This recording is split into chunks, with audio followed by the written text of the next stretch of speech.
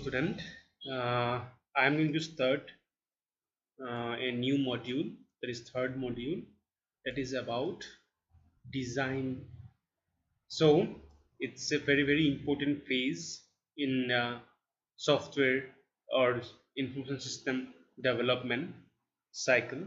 So throughout this module I'll try to cover as much as possible about different perspective of design. So let's start with how we can design the output, or what will be the output, because we always want, or we always desire, that useful output is be given for the user, and which is essential to ensuring the use and acceptance of the information system. So you would like to design the output such a way that your system might be accepted and useful enough for the user. There are 6 objectives that systems analyst tries to attain when designing output. So like first one is that here you can see designing output to serve intended purpose. So we need to design the output in such a way that it should serve the purpose, it should feed the users, and it should deliver the appropriate quantity of output, making sure that output is where it is needed. Output means output should be as precise as the location is provided, and providing the output on time. We need to provide the output on time, and choosing the right output method. So these are the main objectives, and beyond this, so if you want to go with that, so like suppose here you can see,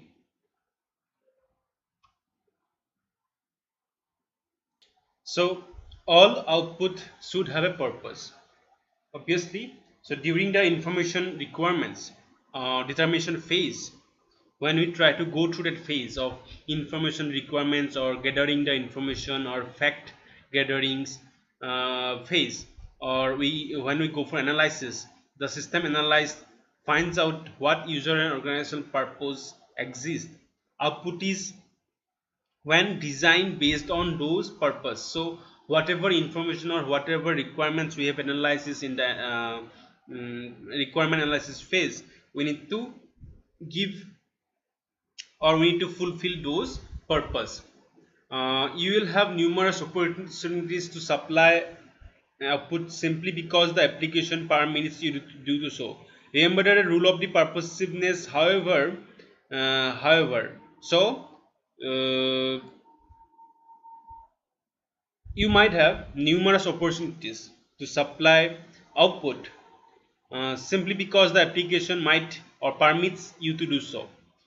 But you need to also remember the purposiveness. Without any purpose, you should not give any output.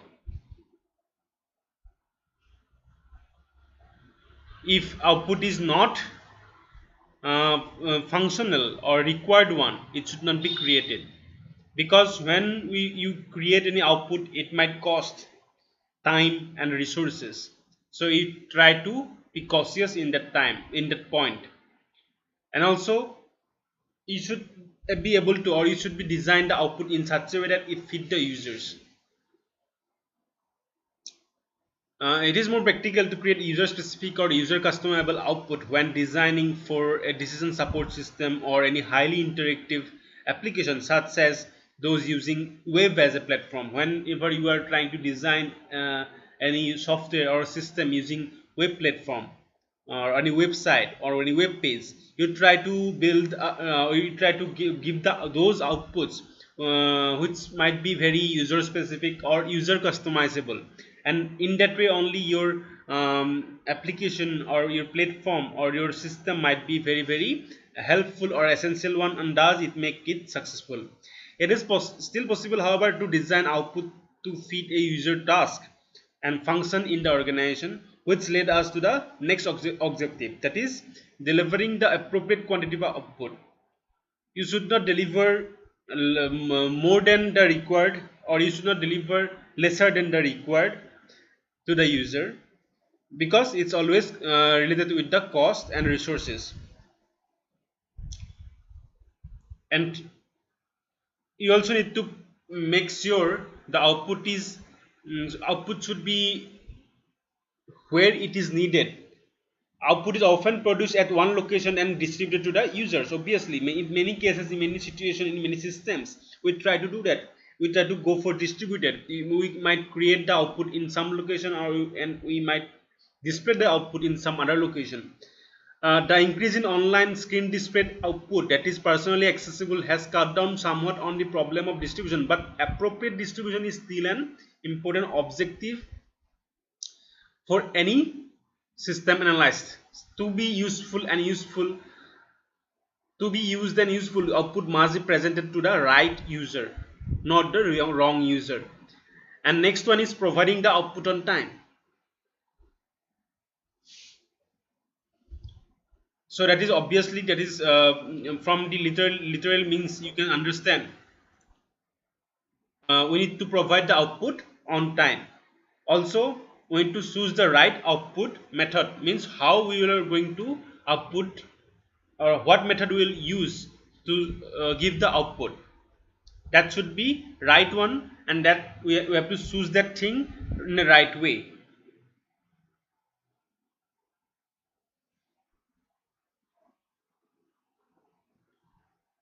So here you can see in this figure a turnaround document for Minigasco's data processing. So here you can see the corporate logo is displayed here, and name are pre-printed on the billing statement. So this is a billing statement, and this is the logo and the name of the corporate house, and here the customer writes the amount of the payment in this area, and this is the account number information, and area is provided for customer to enter his change of address.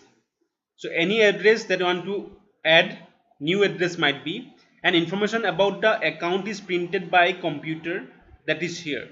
So these are the fields or the things that will be in the document. So here you can understand the objectives of the output design. Like uh, we cannot give the output, or we cannot give the output from some output in other place, on from other place to in other place, and we need to give the proper output, not maximum, not lesser, because this is a billing process and everything needs to be right.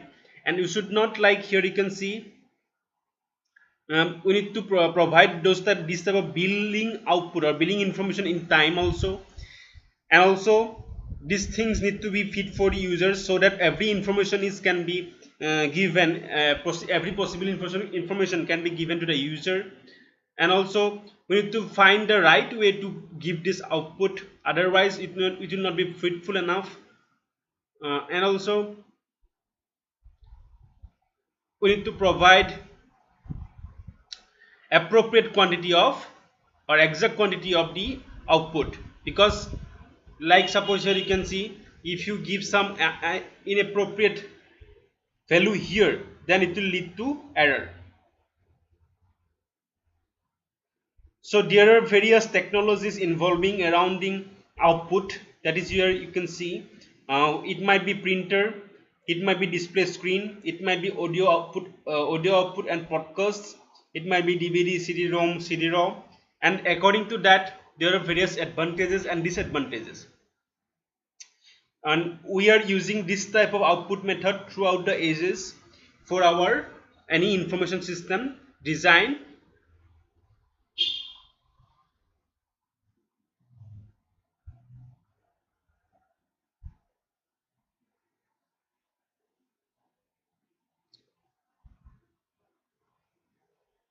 Here you can see one example of output method, that is video audio animation. So there are many use of including video output in your user displays. Video clips makes useful output for, like, if you want to supplement static and printed output, enabling distance collaboration that connects people who do not often go to see each other. For example, this can be helpful for virtual project team members who must work together but who do not typically meet face to face. and also showing how to perform an action, such as demonstrating how a form should be filled out, how software should be installed, or how a product should be assembled. Like that, there are various types of advantages, or you might find some disadvantages in case of different output method.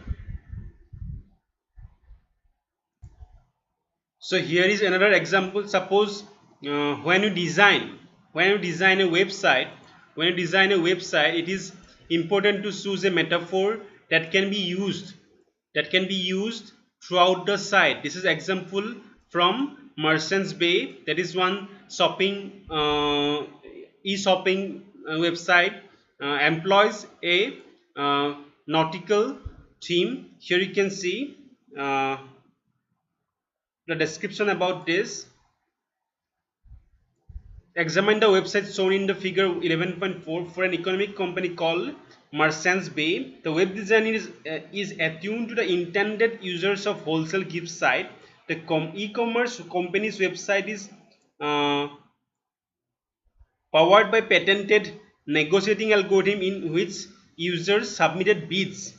So here the users try to give their bids, or you can say uh, how much items on an array of merchandise. The company's strategy is based on the president's personal experience with the flea markets and the observations that people are powerfully attracted to bargaining for a deal.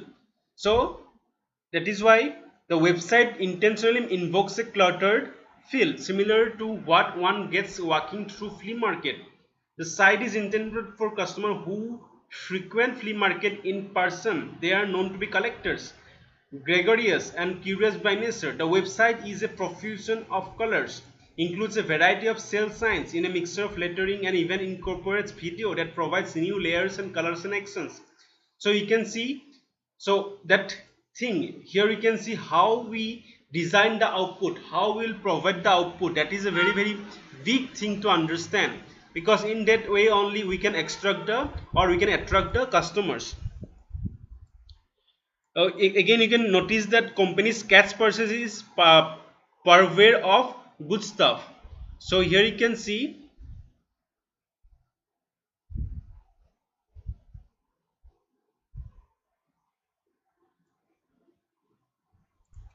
so from this point we can understand that there are some factors to design, or how or in which method you will going to give the output. The factors are, you can see here, one factor is that who will see the output, and how many people need the output, and where is the output is needed, and what is the purpose of the output, and what is the speed with which output is needed. So these are the very important factors whenever you are going to choose any output methodology or technology.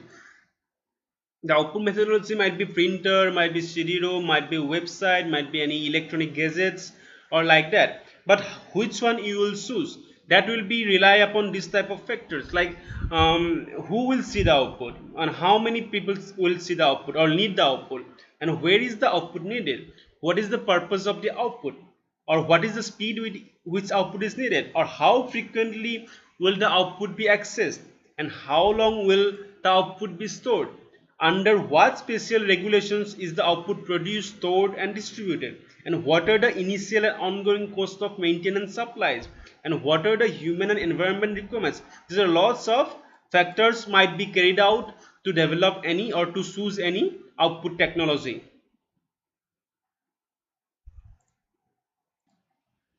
Suppose you want to design an output for displays. Suppose you want to provide the output in displays. So to do that, there are some guidelines. So keep the display simple, keep the presentation consistent, facilitate user movement among displayed output, facilitate the user movement among displayed output, and create an attractive and pleasing display. Just as the printed output, good displays are not created in isolation. System analysts need the feedback of user to design worthwhile displays. Obviously, system analysts will require the feedback of users. Once approved by the users after successive prototypes and refinements, and displays layout can be finalized. So that is the importance of prototype in this case also. You can understand why we need prototypes. So because in this way we can understand, our system analyst can understand what type of output or how output can be displayed, or what type of method can be used to display the output. So and that can be learned after successive prototypes and refinements, after getting feedbacks from the users using the successive prototypes. So in this figure 11.7, you can see that it is a uncluttered, but it is still gives a basic summary of a shipping status. So this is a displaying output. Okay, so here you can see new zoo output display screens is uncluttered and orients users well. So things are uncluttered, but this has a well description and basic summary is given well. The display orients users as to what they are looking at, which the use of heading instruction of at the bottom of the display. So you can here you can see press any key to see the rest of the list, escape and for like that. So there is various good way to navigate or also displaying the things. Here also for more detail, place cursor over the order number and hit the enter key. So this is very good instructions to maneuver over the display outputs. And again, suppose you are using graphical output in screen design. Here again, this is one another example. If user want more details regarding the shipping status, they can call up a separate screen. So that separate screen will be like this. So in this design, in this output also, you can see how it is designed.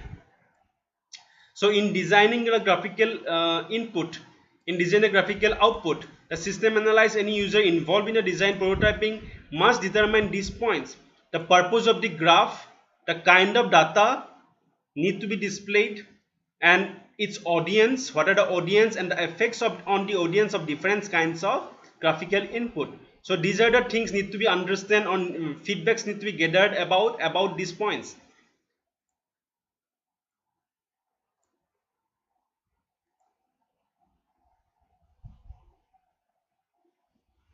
So there are various way to think about this, how to display the things, the outputs. So we need to design accordingly, try to understand going through these contents. And again, if you want to design a website, there are also basic guidelines. Suppose you need to use here general guidelines for designing a website. There are many tools as well as examples that can guide you in designing website, like use professional tools, like you can use, these are the web terms. Okay, there are various meanings associated with this. Ajax, that is a method using JavaScript XML to dynamically change the web pages, and this list is very essential for you because you are a computer application student and you need to understand these things, and it is very much used in your area. And then again, the first one is about use professional tools. You need to use professional tools to design the website. Use software called a web editor such as Adobe Dreamweaver or Microsoft Expression Web. These tools are definitely worth the price. You will be more creative and you will get the website finished much faster than working directly with HTML. So rather than going with HTML, you can go with this software to create a professional website in a short amount of time rather than going with the HTML text. But you can also go with the HTML text directly, but you can use the graphical user interface of the products. And again, you need to understand, you need to study another websites, so that in that way you can develop your website also. Then use the resources that the web has to offer.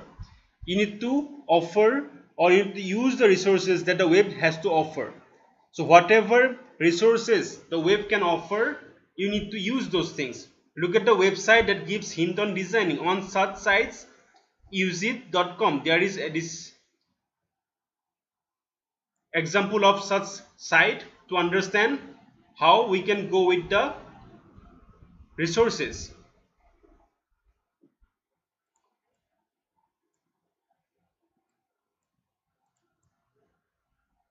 So examine the websites of professional designers and again use the tools you have learned.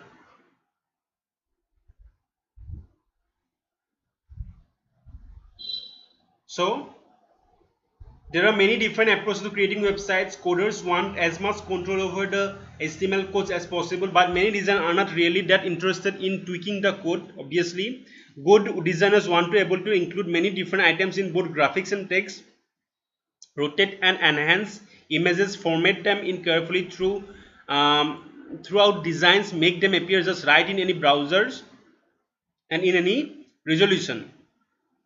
So there are various ways to do that. So try to go through this content about how to design the output. This is all about in this video. I just try to give you the content and information to gather the knowledge about how we can design, or why do you need to design the output, and why it is important, why it is helpful in case of information system design. And in the next video we'll try to understand the designing of input. So till then, if you have any doubt, please let me know, and please if you have any doubt, I'll try to resolve that over Google Classroom. Thank you.